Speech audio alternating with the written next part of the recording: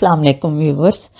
नशवा और अम्मार की रुखसती की रात आ गई है, लेकिन आगे इनकी लाइफ में क्या चलना है उसको डिस्कस करने से पहले हम इसी एपिसोड की शुरू की कहानी देखते हैं, जब पूरी कोशिश कर रहे हैं आसिम और बिस्मा कि इस निकाह को किसी तरह ख़त्म करा लिया जाए। वो इस सारी सिचुएशन को हैंडल करने के लिए बड़े कूल एंड काम होके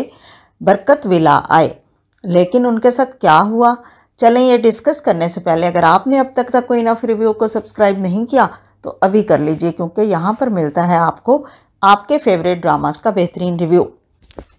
जी तो बिल आखिर इन दोनों की शादी को नहीं रोक पाए आसिम और बिस्मा, और रुखसती का टाइम हमें बिना शादी की तकरीब दिखा दिया गया कि वो एक ही घर से एक कमरे से अम्मार के कमरे में नशवा आ चुकी है। लेकिन इनके माँ बाप यानी आसिम और बिस्मा ने पूरी कोशिश की कि बुरहान और नशवा का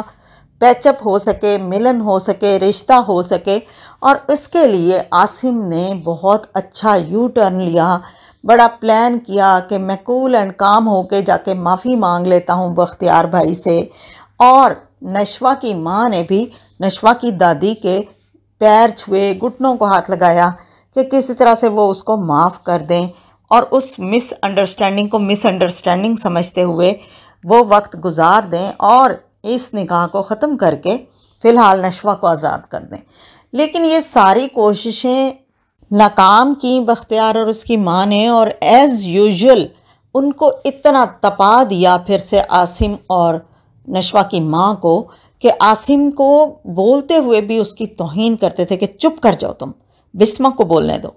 मतलब ये लोग जितना हो सके उतने बदतमीज़ दिखाए गए हैं, उतने ही खुद परस्त दिखाए गए हैं बख्तियार और उसकी माँ। और कैसे तरीके से बख्तियार की माँ कहती है मेरी नमाज का वक्त हुआ जाता है, और बख्तियार को भी अपने साथ उठा लेती है उस सिटिंग अरेंजमेंट से जहाँ पर वो उन्हीं के घर उनके मेहमान आए हुए हैं आसिम और बिस्मा।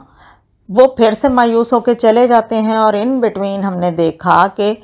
जो बीनिश है जो कि अम्मार की बहन है, और लेकिन वो नशवा की कज़न है और नशवा की हम उम्र रही है और फ्रेंड रही है सारी ज़िंदगी, तो वो भी यही चाह रही थी कि उसके भाई से नशवा की शादी ना हो। लेकिन अब वो भी हिम्मत हार चुकी है और ये लोग उसके लिए ड्रेस चूज़ कर रहे हैं, उसकी फ्रेंड नशवा की और कज़न, और उसके साथ ज्वेलरी का हिसाब किताब पूछ रहे हैं, जबकि नशवा इस बात में कोई इंटरेस्ट नहीं ले रही थी। और सडन फिर उसकी माँ उसको मिलने आती है, और जो माँ बेटी के सीन और बातचीत सुनाई और दिखाई गई है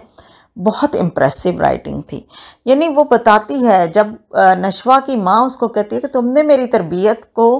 खाक में मिला दिया, ये मेरे खून की तासीर नहीं है जैसे कि तुम सडन बदल गई हो, तो नशवा उसको बताती है कि एक्चुअली आप ही की तरबियत की वजह से मैं इस स्टेज पे हूँ कि मुझे अपने अलावा बाकी सब की खुशी की फ़िक्र है, और अपने अलावा मैं बाकी सारे रिलेशनशिप्स को निभाना चाह रही हूँ अपने साथ रखते हुए, जिस तरह से आपने अपनी सारी ज़िंदगी में किया है। लेकिन अंदर की बात हम सब जानते हैं कि नशवा के लिए ये शर्त रख दी गई थी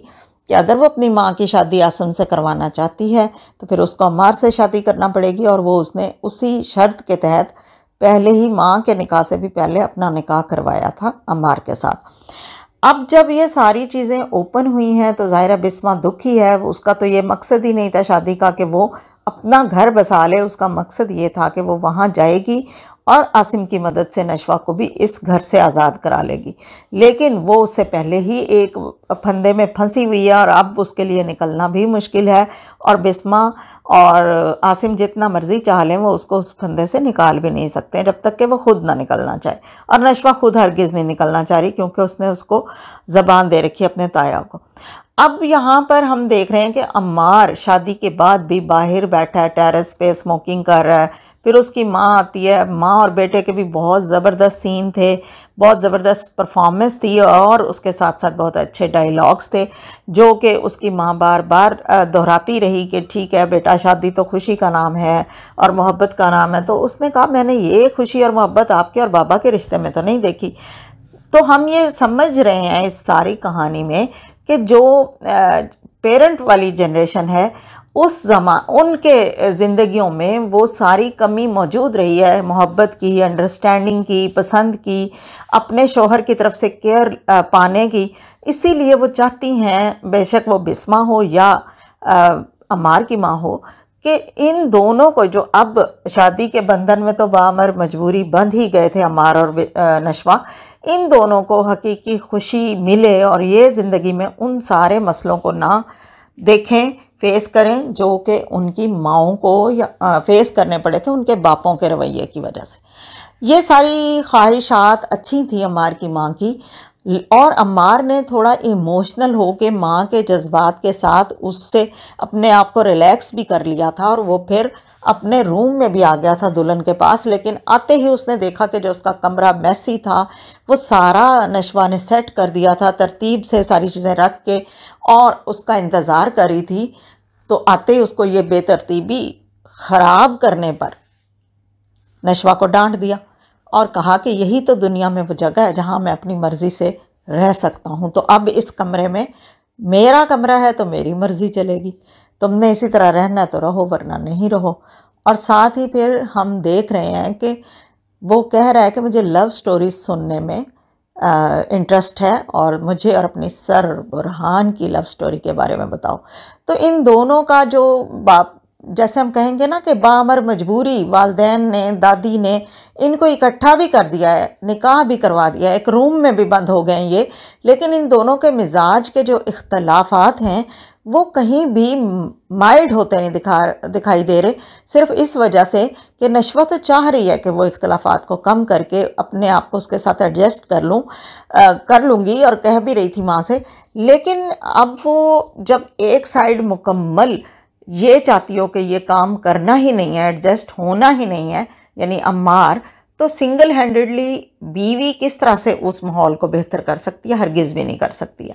तो बेसिकली जो सोशल पैगाम दिया गया है इस ड्रामे के थ्रू वो यही है कि अगर आपकी अंडरस्टैंडिंग नहीं है, अगर आपकी मर्ज़ी नहीं है रिश्ता करने में, तो आपके पेरेंट्स को भी नहीं चाहिए कि वो ज़बरदस्ती किसी के साथ आपका रिश्ता कर दें, चाहे वो लड़का हो या लड़की हो, क्योंकि इस तरह ही बिस्मा की और उसके हस्बैंड की लाइफ में मजबूरन नशवा की वजह से उसको वो सारा अरसा ज़िंदगी का कुर्बान करना पड़ा था, जो उसका शौहर भी नहीं था और वो सिर्फ ससुराल की खिदमत कर रही थी। लेकिन जब शौहर था भी तो उनकी अंडरस्टैंडिंग नहीं थी। दूसरा, बख्तियार और उसकी बीवी का हमने देखा है कि वो भी इसी तरह सारी ज़िंदगी बेइज्जतियाँ कराती रही, उसकी बीवी सास से भी और अपने मियाँ से भी, और कोई अंडरस्टैंडिंग नहीं थी। तो एक ज़िंदगी होती ही एक है, उस एक ज़िंदगी में अगर आप किसी नापसंदीदा बंदे को दूसरे बंदे के साथ बांध दें, ऐसे बंदे के साथ जो नापसंदीदा हो, चाहे वो लड़का हो या लड़की, दोनों के लिए मैं बात कर रही हूँ, तो फिर बड़ा मुश्किल हो जाता है ज़िंदगी को गुजारना। और ऐसी ज़िंदगी गुजारना पेरेंट्स के लिए तो है कि ठीक है जी हमने फ़र्ज़ अदा कर लिया है, लेकिन जो गुजार रहा होता है वो ज़िंदगी, उसके लिए तो सोचें,